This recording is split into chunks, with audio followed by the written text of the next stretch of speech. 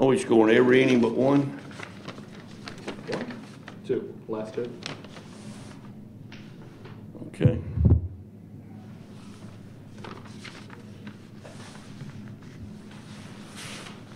I thought our guys having to sit around as long as we did, sometimes that can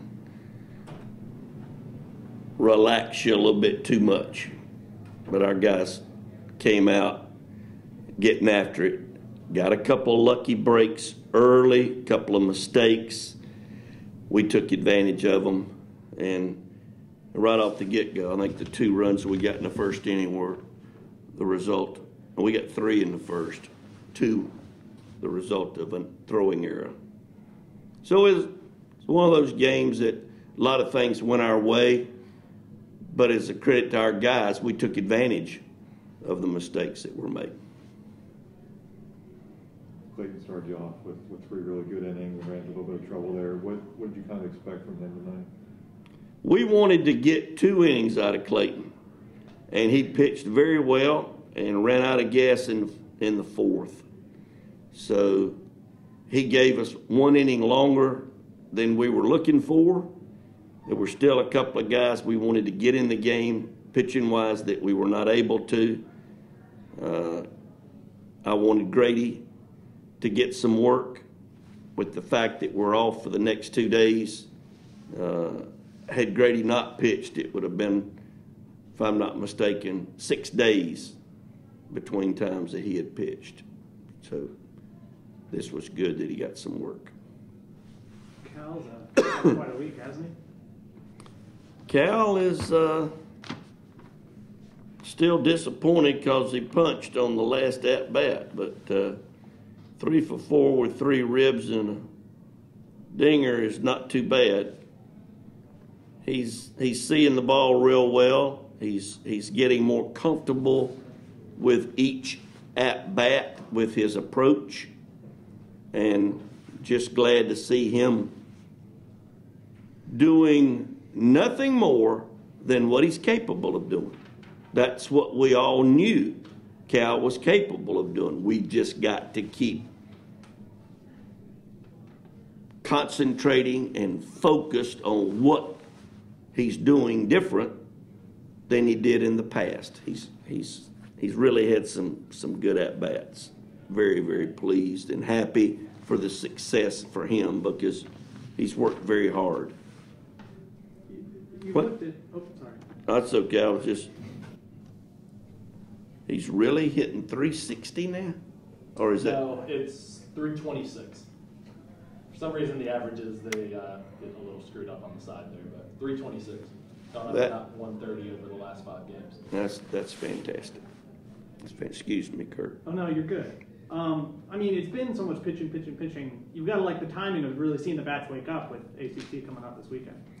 Yeah, and the place that we're going, we know that Wake Forest is capable of scoring a lot of runs. We've got to pitch. We've got to play good defense. We're in the conference as of 2 days from now, and we better understand that we go make mistakes like we did there in the last couple of innings, we're in trouble. But just very pleased for our guys. Any thoughts on those 2 errors that you guys committed tonight, considering you guys are coming off such a good defensive weekend? Yeah, that always hurts when you've got a errorless streak going, and I think we were in the 7th inning when we made our first error, and that's just baseball. The fly ball was, of course, there's nothing to say about that. That's just something that there's no way that I'm going to rationalize that. That can't happen. You're approaching that sort of a 50 at-bat sample size for your guys. Jackson hasn't come out as strong as I guess most people would imagine. Is that something you just feel he'll naturally get out of, or do you want to see him maybe just kind of buckle down here as a conference play starts? Jackson is certainly not having the the year that we all expected him to have, but at the same time, it's real early. And we, as you preface this, it is early. The thing about him is he hasn't panicked. He hasn't tried to do too much. He's had tremendous at-bats. He's doing he's doing everything he can to help his team. He's not got those inward turned eyeballs where I got to get me a hit.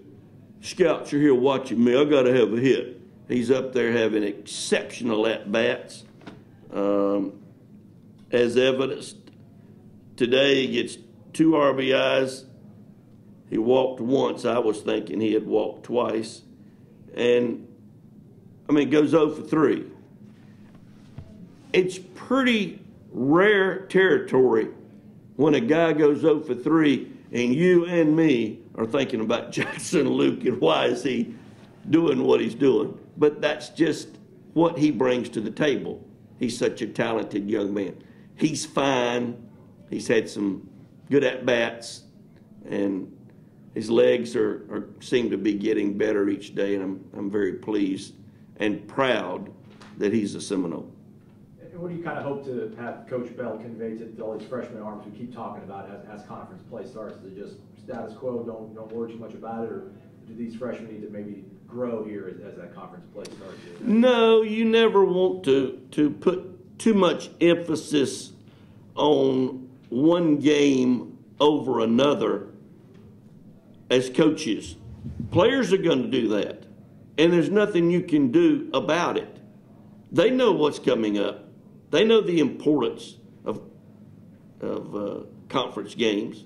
They know the importance of the Miami series. It's something that these young men came to Florida State to do, and that was to play in this arena.